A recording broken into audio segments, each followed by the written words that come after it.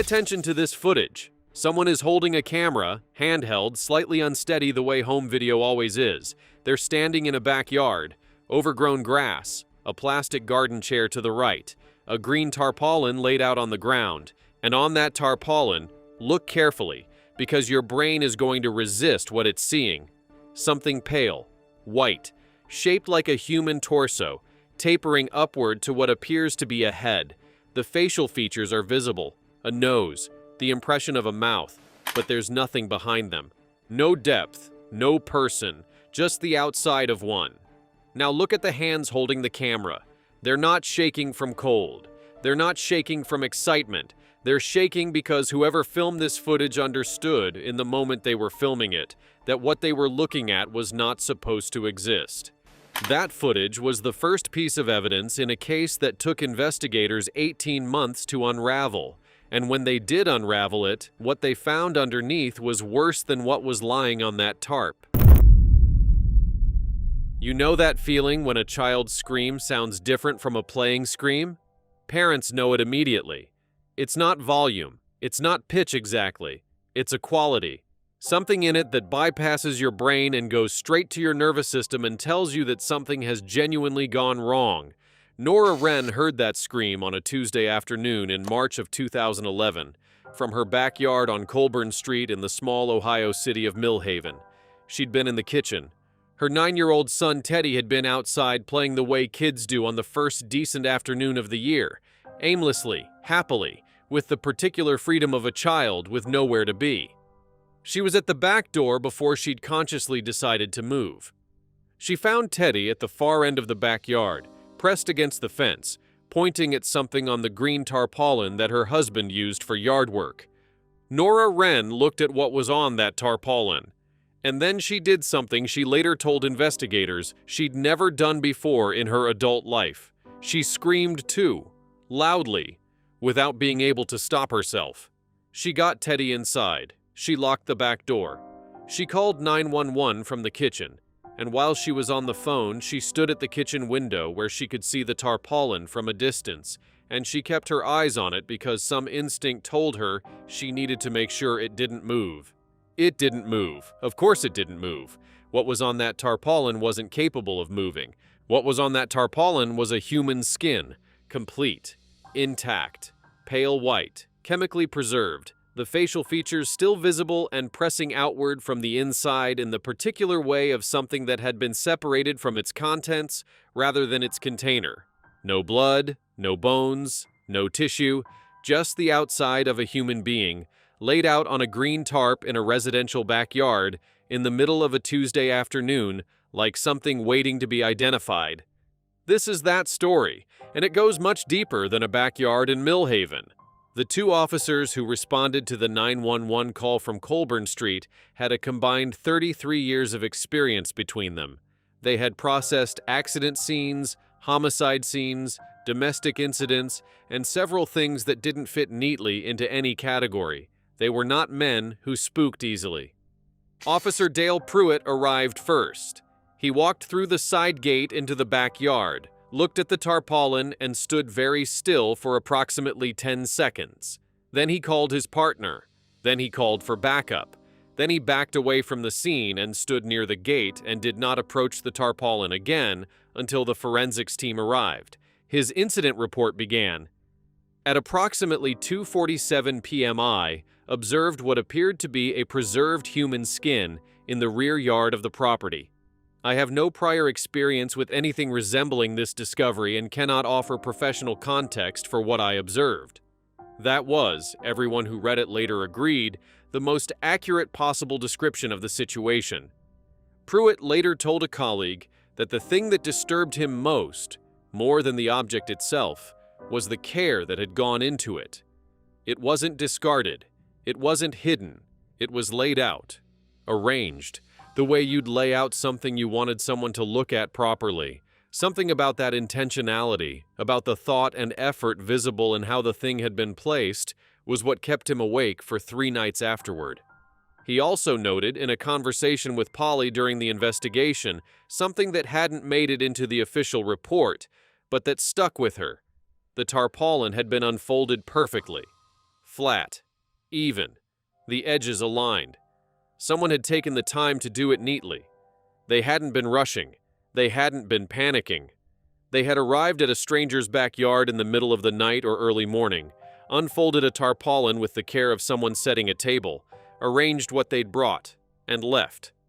That image, the careful unfolding, the deliberate arrangement, became one of the fixed points of the investigation, a detail that kept drawing Polly back when the case threatened to become overwhelming in its complexity, because it told her something consistent about who she was looking for, not someone chaotic, not someone acting from rage or impulse, someone methodical, someone who, even in the commission of something unprecedented, was disciplined enough to do it neatly. Dr. Francine Aldred, the county medical examiner who processed the scene, arrived at 4:15 p.m. She spent 40 minutes examining the tarpaulin and its contents before she said anything to the investigators waiting nearby. When she finally turned around, she had the expression of someone who has spent a career believing they have seen everything and has just discovered they were wrong. The separation was performed post-mortem, she said. Male victim, approximately 40 to 50 years of age based on skin condition and characteristics. The technique used is consistent with advanced anatomical knowledge. This was not improvised. Whoever did this knew what they were doing and took considerable time to do it properly. She paused.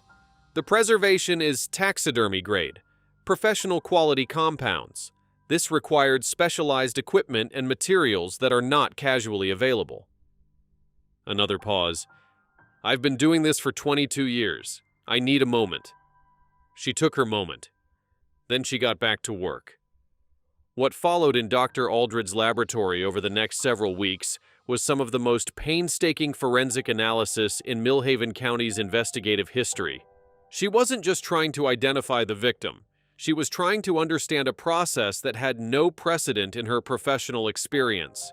She consulted with colleagues at the state medical examiner's office, made calls to forensic anthropologists at 2 universities, exchanged emails with a specialist in the United Kingdom who had academic expertise in historical preservation techniques and their modern equivalents. Every expert she consulted said the same thing in different ways. The level of skill involved was extraordinary, not impossible for a trained individual to acquire, but not casual. Not something you picked up in an afternoon. This had been learned deliberately, practiced, refined. One forensic anthropologist she consulted, a professor at a state university who had been doing this work for 30 years, told her on the phone, "This is the kind of proficiency that comes from a fundamental understanding of the underlying science, not just the procedure. Whoever did this didn't learn a recipe. They understood the chemistry." Dr. Aldred wrote that phrase in her notes and underlined it. Whoever did this didn't learn a recipe. They understood the chemistry. That phrase would resurface when the investigation finally identified Celestine Pruitt. The identification of the victim hit a wall almost immediately. No fingerprints, no viable DNA from the skin alone using the available technology. No visual identification possible from the deformed facial features. No missing persons report. Nothing. For 3 weeks, Detective Ruth Ann Polly sat with a victim she couldn't name. Polly was a 15-year veteran of Millhaven PD's Major Crimes Unit, known for the particular quality of sustained attention she brought to complicated cases. She described those 3 weeks in a later interview as the most procedurally frustrating of my career, because usually you have something to work with. Here I had an ending point and nothing else. What she did during those 3 weeks, in the absence of identification, was build the picture of the scene itself as thoroughly as she could.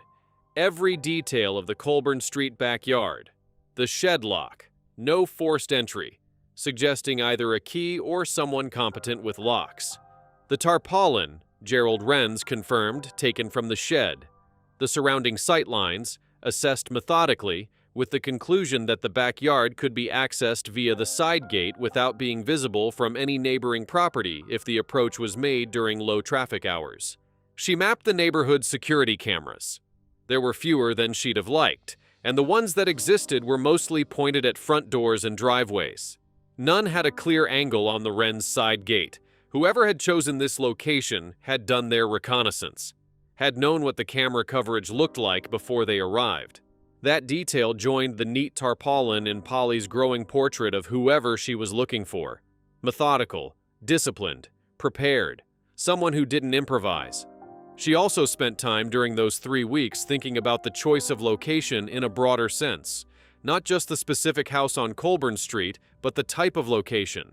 A rental property, a family with children, a residential street in a city the victim had once been connected to professionally. These weren't random.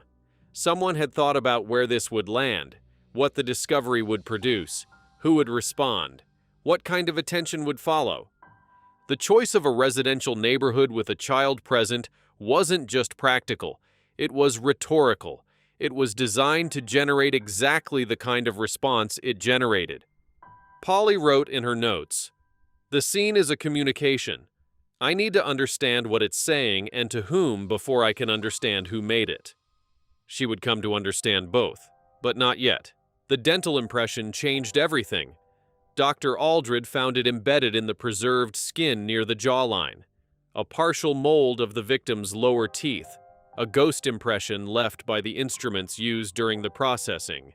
9 days of cross-referencing produced the match. Aldous Fenn, 51, former forensic pathologist, former medical examiner, quietly retired in 2008 under sealed misconduct allegations. Polly sat with that information for a long time before she started making calls, because she understood immediately, having spent 15 years working in the ecosystem of county institutions, knowing how they functioned and malfunctioned, that a man who had been quietly retired rather than prosecuted was a man who had been protected, and a man who had been protected was a man whose history was going to be contested. She was right. The calls she made that first afternoon were cordial and careful in precisely the ways she'd anticipated. The medical examiner's office, the county personnel department, a quality of institutional wariness that she recognized from other cases where institutions had managed something they shouldn't have managed quietly, the specific careful quality of organizations that had made decisions they knew were defensible only if nobody looked too closely. She started looking closely. The first thing she looked at was the missing persons landscape. Fenn had never been reported missing. She wanted to understand why, and the answer she assembled over several days was a portrait of comprehensive social isolation, a man who had, in the years following his quiet retirement, systematically reduced his connections to other people, former colleagues who'd stopped trying to contact him after receiving no responses, a brother in another state who'd accepted the silence as preference, no spouse, no children, no close friends with reason to expect regular contact.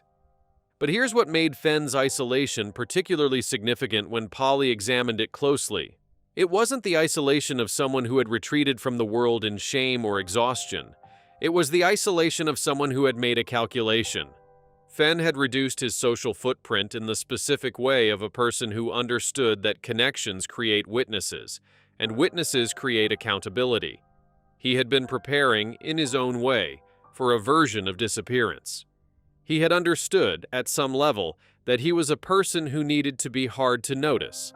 The irony was that Celestine had understood this too, had factored it into her planning, had known that nobody would look for him, which meant she had more time and more freedom than she would have had with a victim whose absence would trigger an immediate investigation.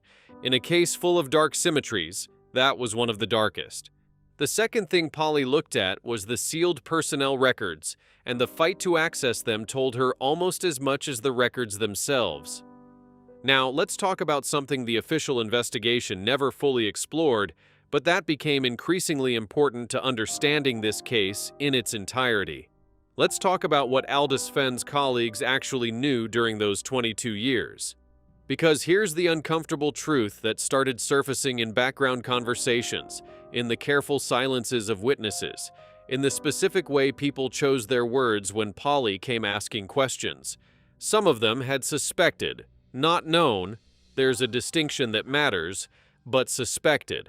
There had been whispers inside the medical examiner's office for years. The kind of whispers that circulate in institutional settings when something feels wrong, but the wrong thing is attached to someone with seniority, with professional standing, with the particular authority that comes from being good at a job that most people find difficult to do at all.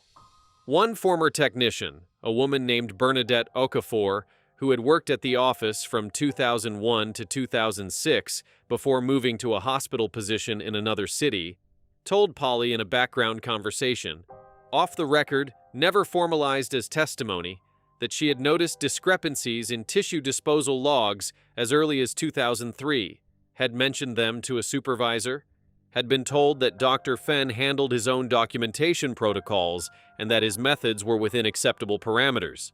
She had accepted that answer. She was 27 years old, 2 years into her career, and the person giving her that answer was a supervisor she trusted. She accepted it and filed it away and got on with her work, and 8 years later she was sitting across from a detective hearing about 47 families and a green tarpaulin in a backyard. She said, "I should have pushed harder.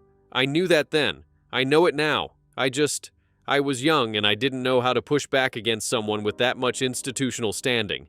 I told myself the supervisor had reviewed it, that it wasn't my responsibility anymore." She paused for a long time.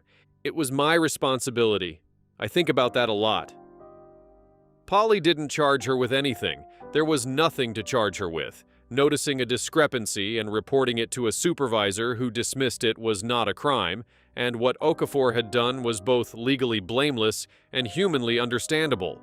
But Polly included her account in the case file because it illustrated something important about how the Fenn situation had survived for 2 decades.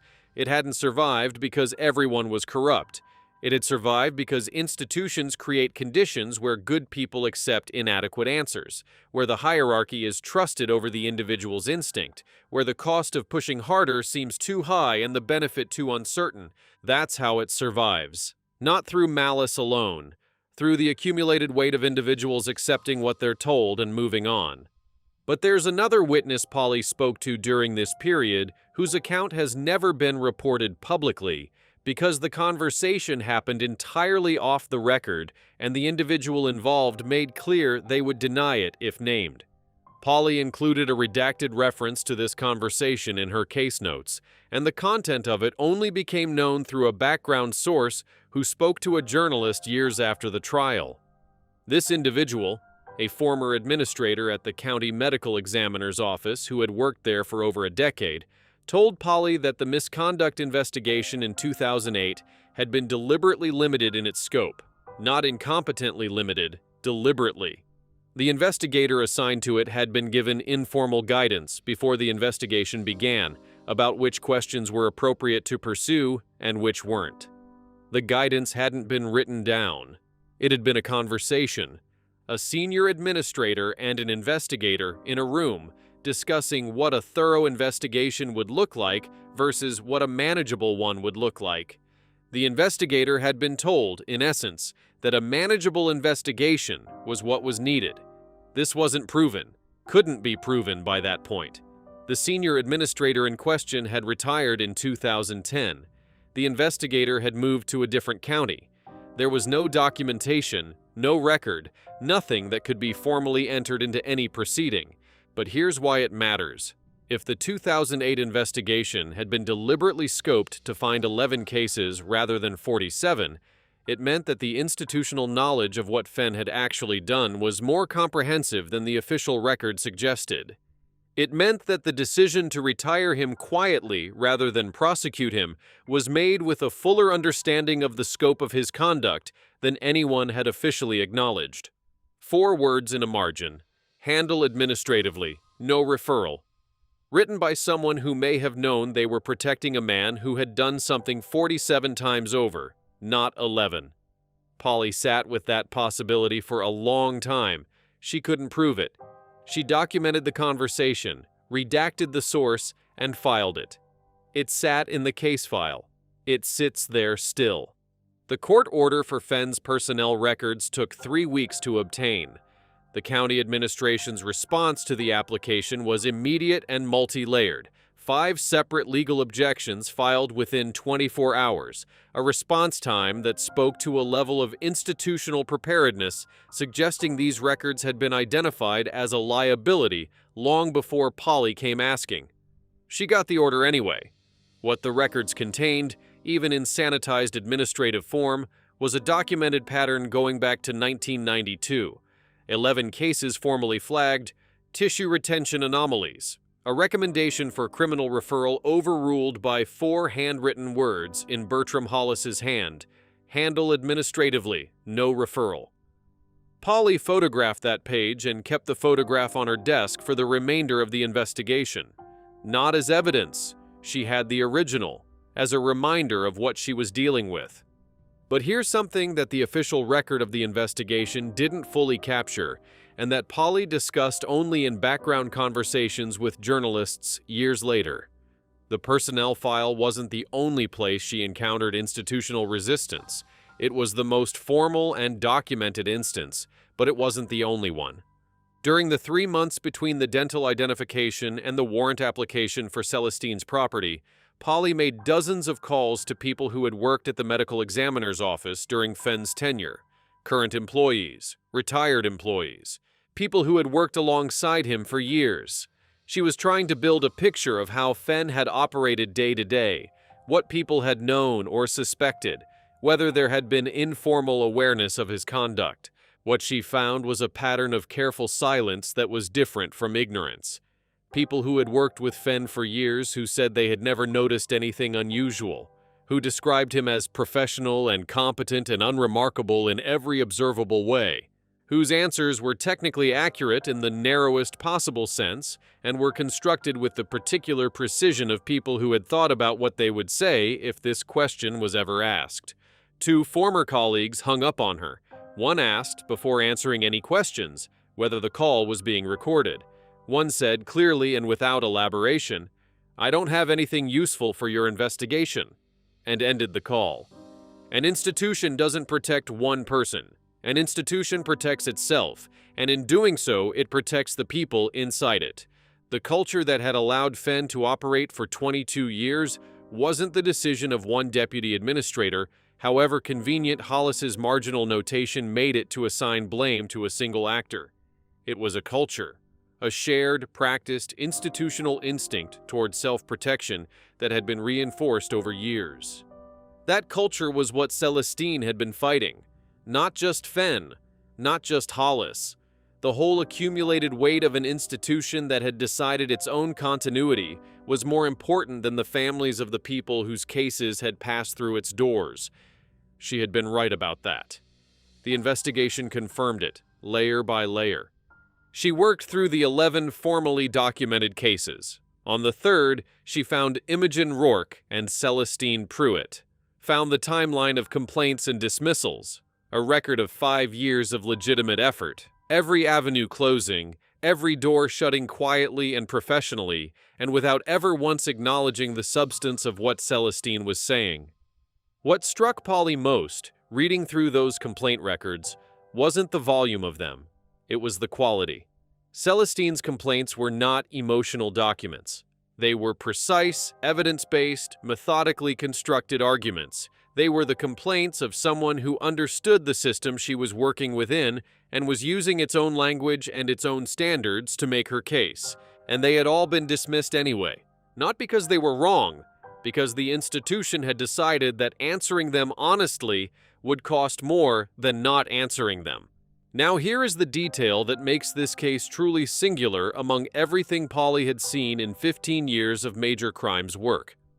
When she finally read the complete folder, Celestine's documented account of everything laid out in that clean, precise handwriting, she found a section she hadn't expected, a section titled simply, "What I Told Myself." It was 3 pages. In those 3 pages, Celestine had written her own accounting of the psychological process of the years between 2009 and 2011. Not the practical preparations. Those were documented elsewhere in meticulous detail. This was something else. This was Celestine tracking her own internal landscape as she moved from legitimate action to illegitimate action and through to what came after. She wrote that there had been a specific night in November 2009, 5 weeks after her last formal complaint was filed and dismissed, when she had understood with complete clarity that she was going to find Aldous Fenn and confront him regardless of the legal consequences. Not that she'd decided to kill him, she was explicit about this. She'd decided to confront him. The rest, she wrote, was contingency planning for the range of outcomes that confrontation might produce. She wrote that the moment she crossed from legitimate to illegitimate wasn't the moment she enrolled in the mortuary science class, or the taxidermy workshop, or purchased the equipment. It was that November night, sitting at her kitchen table with the dismissal letter in her hand, when she stopped asking the system for permission and started asking herself what was actually necessary. She wrote, "I have spent time since trying to identify the moment where I became someone different. I don't think I became someone different. I think I discovered what I had always been capable of. The circumstances produced it, but it was in me. I don't think it's useful to pretend otherwise." Polly read those 3 pages multiple times over the course of the investigation. She said in her retirement interview that those 3 pages were the most honest thing she had ever read in a case file. Not the most comfortable, not the most legally useful, the most honest. She drove to Carver Falls, found the landlord, confirmed the timeline. The mortuary science enrollment surfaced 2 weeks later. The community college, 2 hours away. The enrollment under Edith Callaway. The program director, Harriet Voss, who remembered her student with genuine warmth and genuine horror in roughly equal measure. Voss said something to Polly during that interview that didn't make it into the official record, but that Polly thought about for years afterward. She said, "I've been teaching this subject for 16 years. The knowledge I gave her contributed to something terrible, and the knowledge she was trying to expose was also terrible. Both of those things ran through my classroom." She said it without self-pity, as a statement of fact she was still working out the implications of. Clarence Wick, the taxidermy workshop owner, said something similar in different words. He said, "I keep trying to figure out if there was anything I could have seen, any sign. She was a careful student. She asked the questions a person asks when they're genuinely trying to understand. I've been trying for 3 years to think of a way I could have known. I can't find one." The preservation compound purchase was the final thread. The regulated fixative agent, cash transaction, the distributor's manager who remembered, the financial records confirming the cash withdrawal pattern. The warrant application built over 3 careful weeks. The Wednesday morning in September 2012, Celestine at the kitchen table. Tea. Folder. The particular composure of someone who had concluded their business and was waiting for the accounting. Before Polly arrested her, she sat down across from her at the kitchen table, placed the warrant on the table between them, looked at the folder. "How long have you been waiting?" she asked. Celestine considered the question. 18 months, she said, "since the morning after I left Millhaven." "You never thought about running?" "I thought about it." A pause. Running would have meant the folder never became evidence. The folder was the point. Everything I documented, everything he documented, that needed to be in a courtroom. The only way to get it into a courtroom was to be here when you came. She had stayed, had kept her records meticulous, had waited with the patience of someone who had been waiting in different ways for a long time. Polly said, "You knew what would happen to you." "Yes," Celestine said. "I calculated it as a cost. I decided the 47 families were worth it." She picked up her tea, found it cold, put it down. "I still think that. I want to be clear about that for the record. I'm not telling you I wish I'd done something different." And here is the moment that Polly said she thought about more than any other in the entire case. After Celestine said that, after the silence that followed it, Polly asked one more question that wasn't in any protocol, that she asked purely because she needed to know. "Did he know why?" Polly asked. At the end, did he understand who you were and why you were there? Celestine was quiet for a long time, long enough that Polly wasn't sure she was going to answer. Then she said, "He knew from the moment I walked in. He recognized me. He knew exactly who I was and what Imogen was to me. He'd known all along. He'd processed her case. He'd taken her samples. He'd known when the complaints started coming in whose mother was filing them." Another silence. He said he was sorry. At the end. Not during. During, he denied nothing and explained nothing, and just sat there with that particular quality of a person who has never expected to be held accountable and still doesn't quite believe it's happening. But at the very end, he said he was sorry. She looked at the tea in front of her. "I didn't believe him. I'm not sure it mattered whether it was true. It was too late for it to be the thing it would have needed to be when it needed to happen. An apology at the end of something like this isn't remorse. It's just the final thing a person says." She was arrested. She cooperated fully throughout the booking process. She said nothing further without her attorney present. Here is something that emerged much later, years after the trial, through a journalist who had spent considerable time investigating the complete arc of the case. Celestine had written one letter before her arrest, not to her attorney, not to the 47 families, to Imogen. The letter was found in her desk drawer during the property search conducted after her arrest and was entered into evidence, though it was never referenced during the trial because it had no bearing on the legal proceedings. It sat in the evidence record, publicly accessible, and a journalist found it 5 years after the conviction. The letter was 3 paragraphs long. It didn't describe what Celestine had done or why. It didn't document grievances or chronicle the failures of the system. It was simply a mother talking to her daughter, telling her about the past 5 years, not the investigation, not the preparations, but the smaller things. What the garden had looked like the previous autumn. A book she'd read that she thought Imogen would have loved. The way the light fell on the kitchen table in the early mornings, the ordinary texture of daily life, described to someone who was no longer there to share it.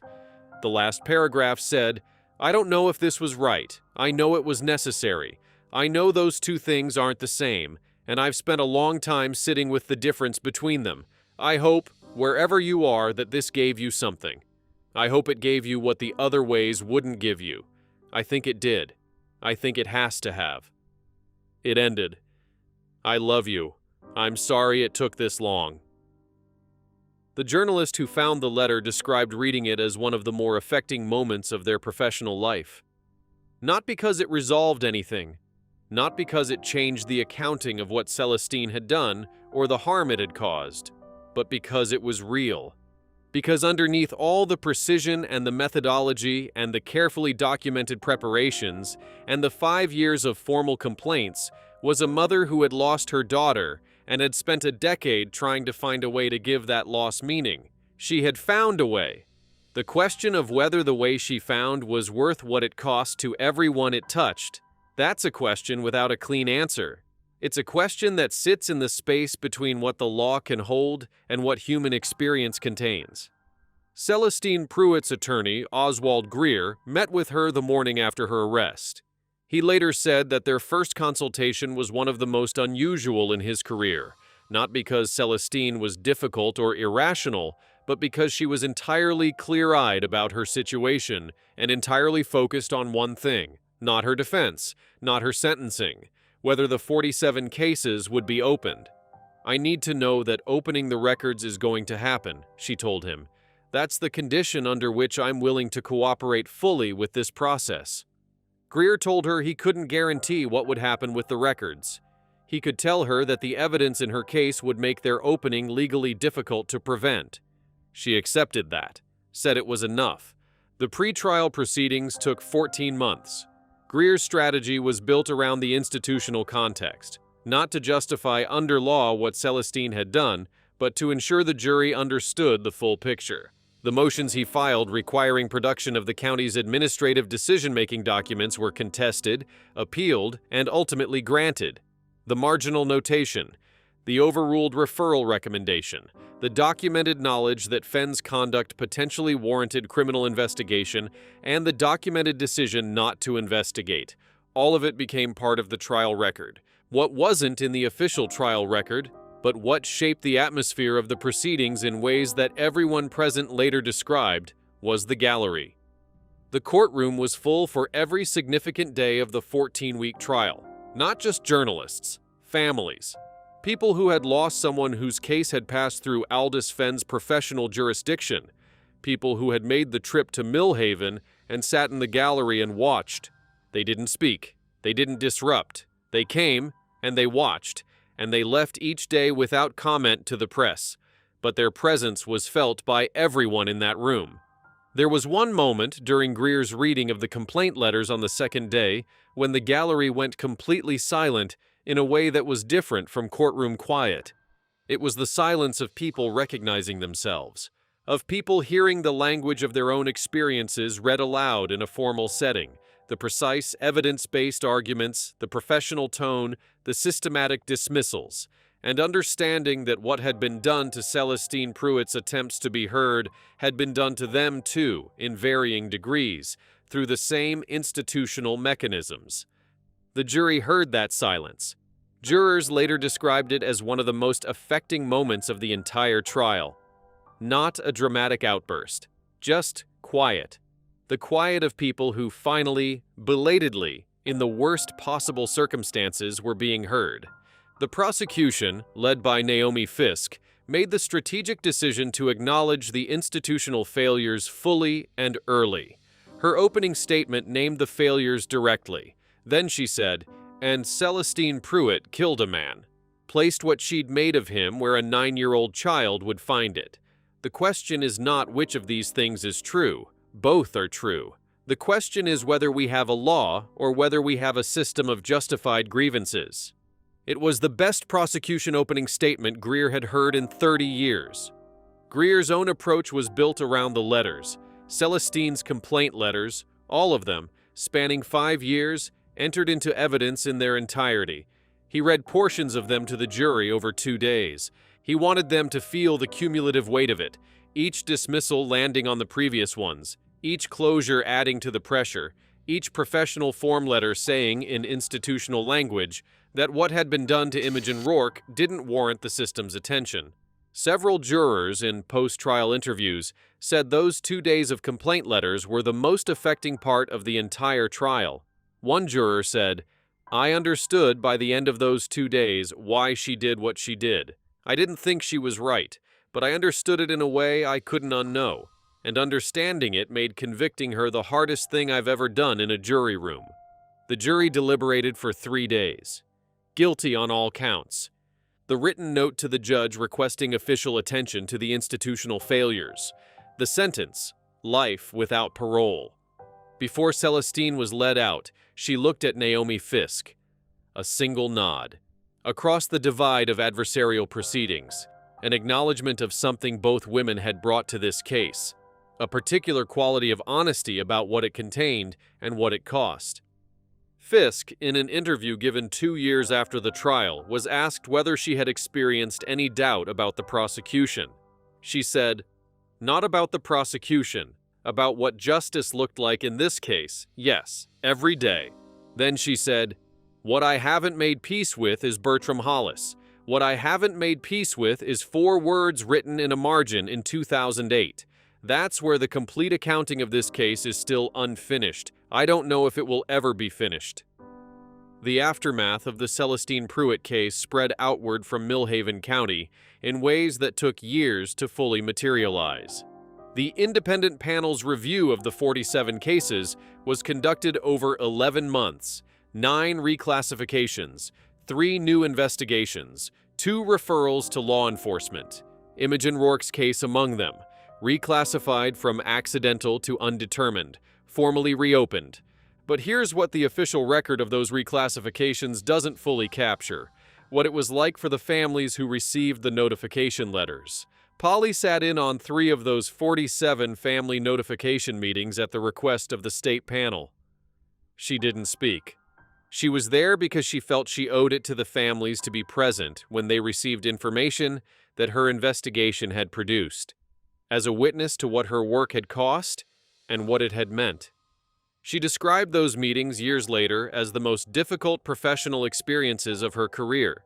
More difficult than any crime scene. More difficult than any interrogation. Because in those meetings, she watched families receive information that simultaneously gave them something they had needed. Acknowledgement that something had been wrong, that their questions had been legitimate, and took away the certainty they had built their grief around.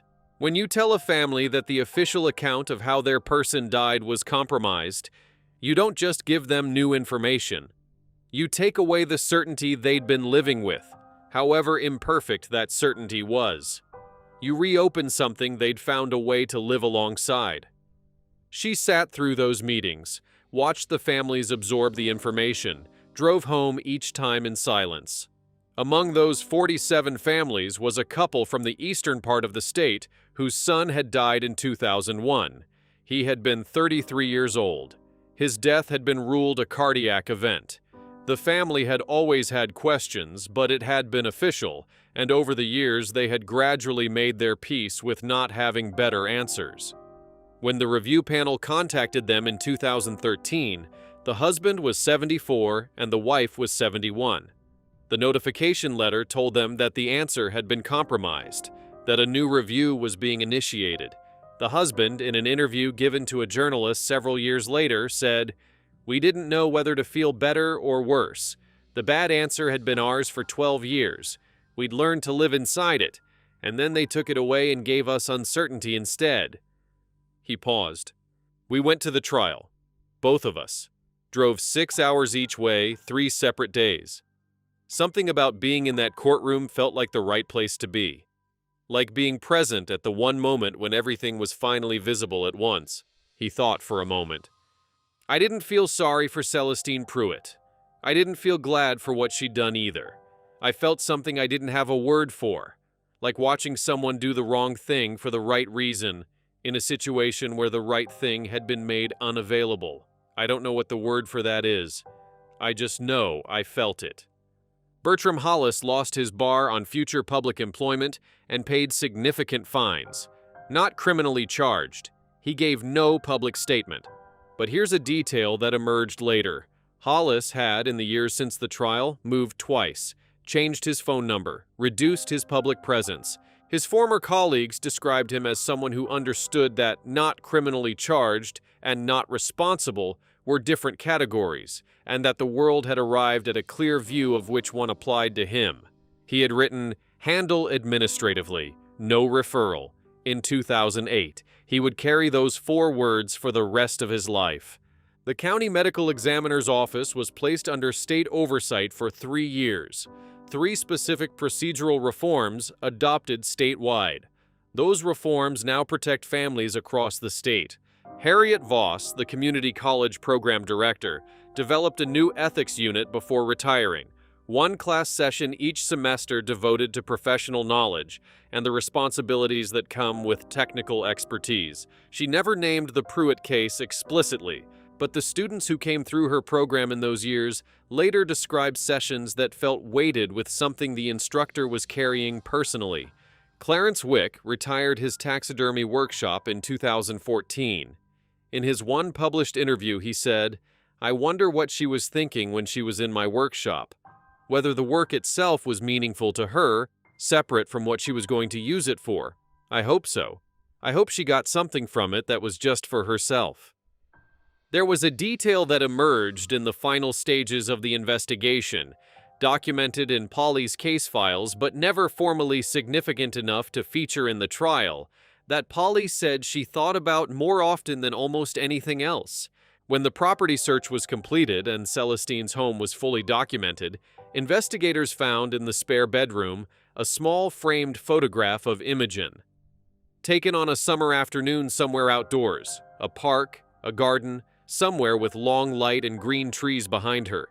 She was laughing at something outside the frame. 20-something years old. Alive in the specific way that photographs of the dead become almost unbearably alive in retrospect. The photograph was the only personal item in the spare bedroom.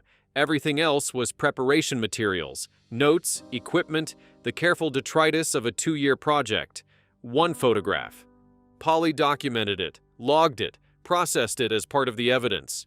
She also, standing in that spare bedroom, allowed herself a moment to look at Imogen Rourke in that photograph, at the laugh caught on film, at the trees behind her, at the long summer light of an afternoon that had happened before everything that followed.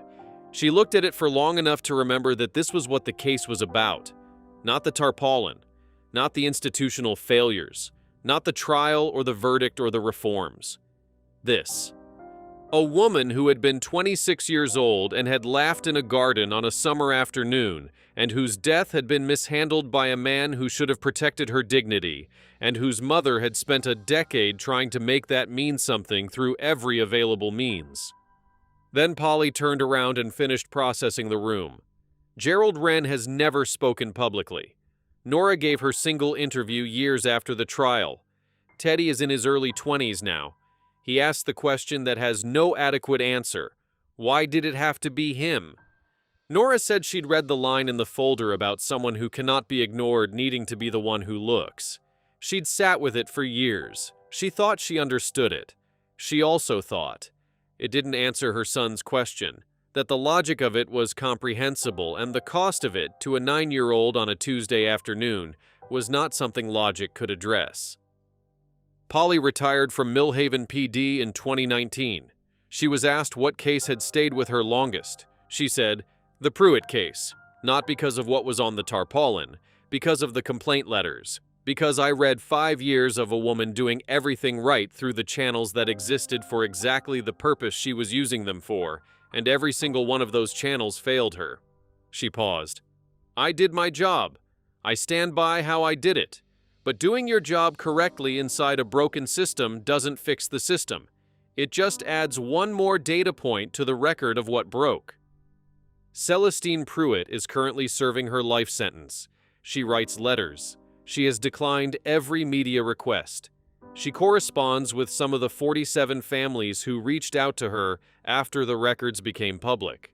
What those letters contain is private. In a case full of disturbing truths, perhaps the most disturbing is the simplest. The thing she was trying to expose was real. The 47 cases were real. The institutional decision to protect Fenn was real. Imogen Rourke died, and the process that was supposed to give her family truth was corrupted by the man running it, and every official avenue was closed by institutions protecting themselves. All of that is real. So, is a 9-year-old boy pressed against a fence in his own backyard? So is the question he grew up asking that still doesn't have an answer that does justice to it. Both of those things are true. The law can only hold one of them. That is both the law's limitation and its necessity. Celestine Pruitt was convicted of first-degree murder, abuse of a corpse, unlawful disposal of human remains, unlawful possession of human remains, and criminal impersonation.